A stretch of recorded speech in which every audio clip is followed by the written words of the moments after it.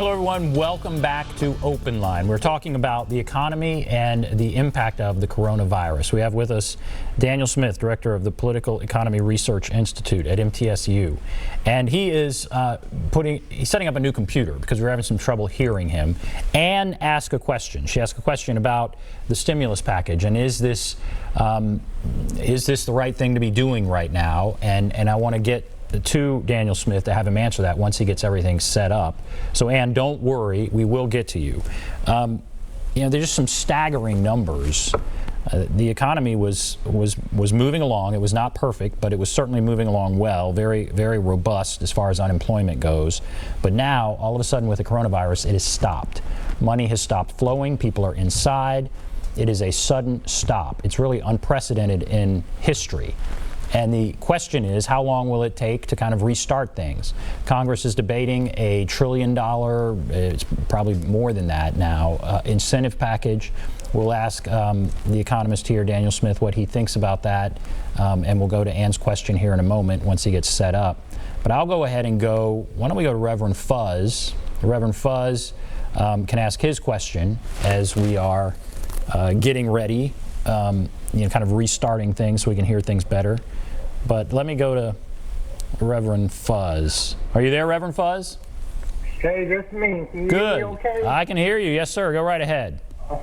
Well, I got a couple of questions. When we're talking about the economic impact, I can think of our church that we're probably looking at as much as a 30% decline in revenue just through the next month. That can devastate a lot of people. I'm really concerned for a lot of business. I know Sweats came by yesterday. They got to close down. The other thing, I know I got church members who are trying to identify these jobs and laid them off, or not laid them off, or told me, they couldn't come in. Well, same difference. And that's kind of devastating. And then, I got to throw in this little religious perspective here. I'm going to say how religion thinks. That how did America, the stimulus package, you guys say like $2 trillion? Right. I'd be following that stuff. Like the national budget is like 3.8 trillion, something like that. But, well, it's probably 4 trillion now. But I'm saying, where did you get $2 trillion from? How did they just come up that you got $2 trillion, and so the religious perspective of some of that is this, that maybe if you had put $500 billion in doing justice and righteousness and not letting people be hungry and making school work, that you would not have had this pestilence. That's how they say in religion. But in economics, let me throw this question at you. How does China come out as an economic power? Like this comes out of China and it disrupts the world's economy all around the world. It messes up. Are we on that kind of path? And now China is fixed and they're working fine. They ended everything and, and so how is it that you shut down a whole country of 1 billion people for some reason, and our American intelligence people don't know that that's a problem? G.I. Joe then would have solved that, Ben. Yeah. Those are some rumblings I have that's a real concern. What did we get $2 trillion all of a sudden? All right, well, let's ask both those things. We're going to ask both those things. Okay. Thank you, Reverend Fuzz. Thank you. Yes, sir. Thinking about you and your church. Yeah, you all have been through it there with the tornado, and now this is the same for our city. It's been really rough. All right. His question about China, did you hear that question? I caught the tail end of that. All right, the tail end, yeah. How does China come out of this? How did we not know more about it is part of his question, but that may not be an economic question. And where do we get $2 trillion or $1 trillion, however big the stimulus package is now? So how does China come out of this, and where are we getting the money for the stimulus package that we're talking about? Yes, and one of the reasons it took so long is that the Communist Party of China actually delayed releasing this information. So they tried to cover it up, as typical as usually with a communist nation, and didn't take full measures to address it. So that delayed the response, and they're also delayed in telling the rest of the world about how big of a threat this really was. China, but I saw it in the news. It was in the news that an entire city was shut down. I mean, it was in the news. But yeah, I guess they yes. maybe they downplayed it some.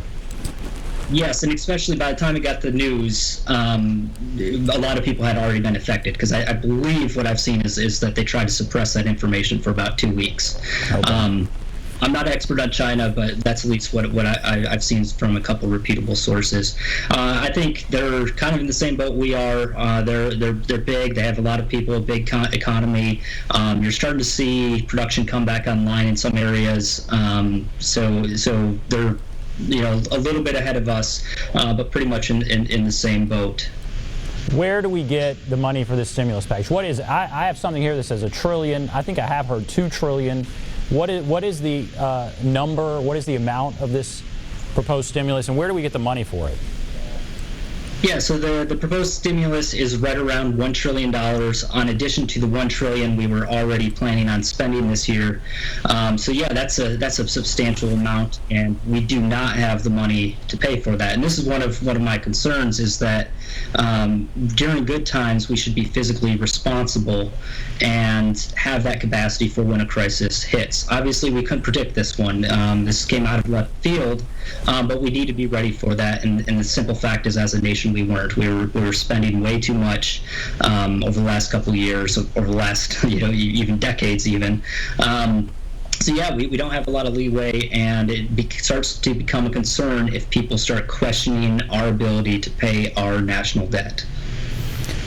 And then you go to Ann's question. She has 3 children. They have always worked, but now one of her children is in New York and in her apartment, which is what she's supposed to be doing, no job. Another one had the tornado, no job.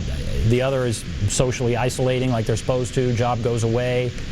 The parents have helped the last couple of weeks, months, whatever she said. Now she's saying she would like for the government to help. What do you think? So I think there's a couple of different paths. The first one is, if businesses are allowed to take out loans from the government, well then if they have them as on their payroll, they can take out a loan and say, okay, well, you continue to stay home during this, and we'll continue to pay you. I don't know if it'll be the full amount, but at least be enough to survive. So that way, at least you have the incentives aligned that they're going to pay it back, and that they're borrowing that money responsibly. The second option is, of course, there's a lot of as I mentioned, a huge need for low-skilled labor right now. Lots of people are hiring. Amazon is even hiring people that are staying at home because they desperately need people to work, just customer service calls. So there are jobs opening up right now that are available to them. And the third option is, this is really important. We saw this after the Nashville tornadoes as well. Civil society is so important. Churches and charities coming together to help out their neighbors. We used to have a lot of this in America. We saw a huge decline in that. I saw it reemerge with the Nashville tornado. I did research after the Joplin and Tuscaloosa tornado. I saw it there. And I'm starting to see it here, right? United Way is providing stipends to people that are in desperate need, that need to make their rent payments. Also, if you have a mortgage, Mark Calabria, he's the director of the Federal Housing Authority, in charge of Fannie and Freddie. He has given forbearance. So if you're unable to pay your mortgage because of this, all you have to do is fill out a simple paperwork and a simple form, and you don't have to pay your mortgage for the length of this shutdown. So there are programs available through the government that I think are really good ideas, but there's also, like I mentioned, civil society, churches and charities helping out other people. You see a lot of people are patronizing restaurants purposely now because they want to keep them in business. They're tipping extra. So I think people are working really hard to make ends meet and help other people out. And I'm skeptical that if we do it through the stimulus package, that most of that money is actually going to make it to the people that actually need it. Where does it go? Mainly goes to the businesses that have the best lobbyists, to be quite frank with you. Okay. All right, so the information here, I'm reading the stuff about the Great Depression and how the New Deal helped jumpstart the economy. So you're saying that that's not what's needed, in your opinion, I guess. In your opinion, that's not what's needed now. Yes, and actually, there's actually a lot of really solid economic research that questions whether government stimulus programs during the Great Depression actually aided in that recovery. Hoover is known for being a do-nothing president, but he actually ran on the platform of increasing government expenditure, and FDR actually ran on a limited government platform and was critiquing Hoover for not doing or for doing too much. So the history is, I think, a little bit distorted nowadays. And looking back, it was actually, in fact, not, with the best evidence we have, it was not those stimulus programs. Actually, they ended up prolonging it to a certain extent. One of the reasons they did that is they created a bunch of government jobs that paid higher, so people were waiting to get those jobs rather than going back to the private sector. So that delayed the recovery. And that's what I'm really concerned about right now is we desperately need low-skilled workers in home delivery services. And if we simply send them the check to stay at home, well, then we're not gonna get that economy going, and people aren't going to get the goods and services that they need.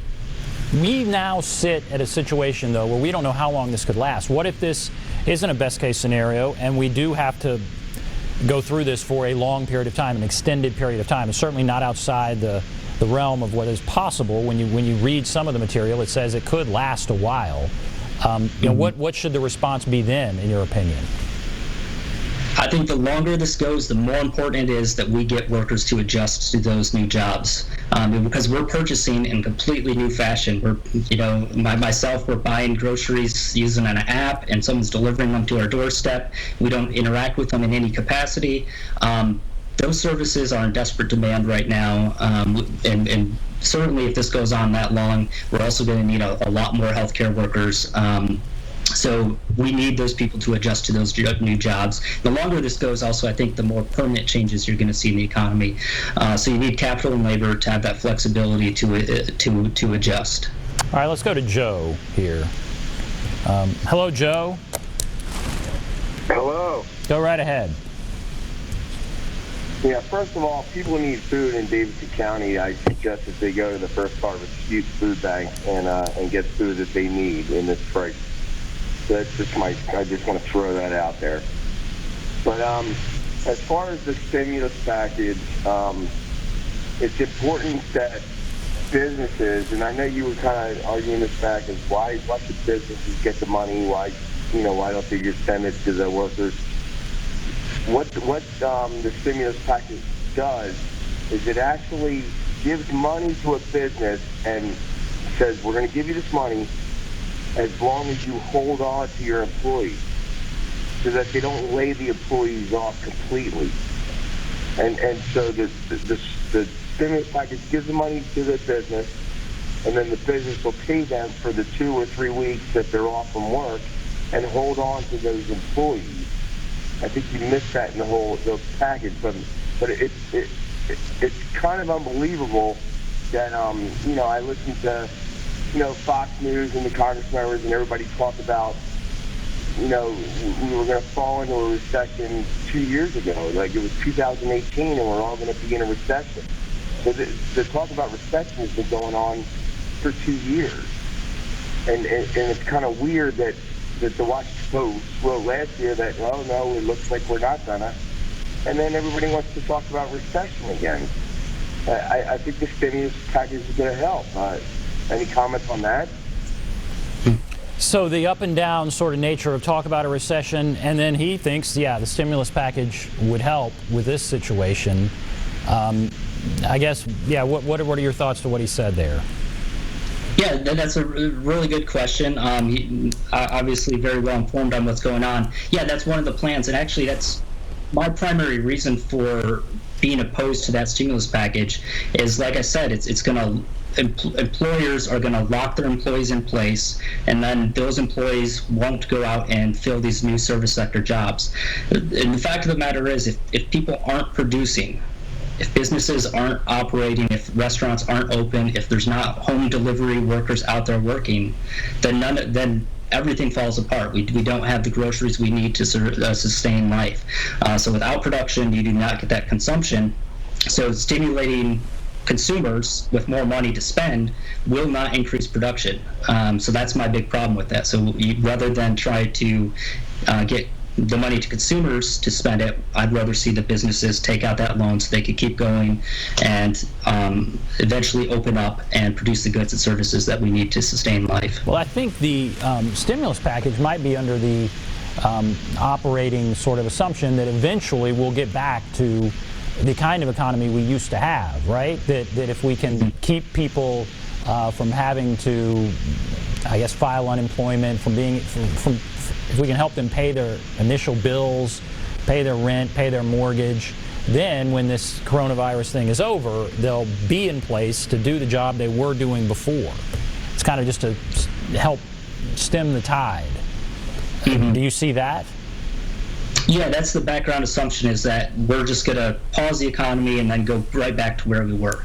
And I have some concerns with that. Like I said, I think temporarily we need workers elsewhere, obviously, but also permanently, I think there's going to be some adjustments. I don't know if every sector is going to come back just as it was. We're certainly learning a lot how to do things online, and there might be a lot of businesses that end up fundamentally transforming how they operate based upon this.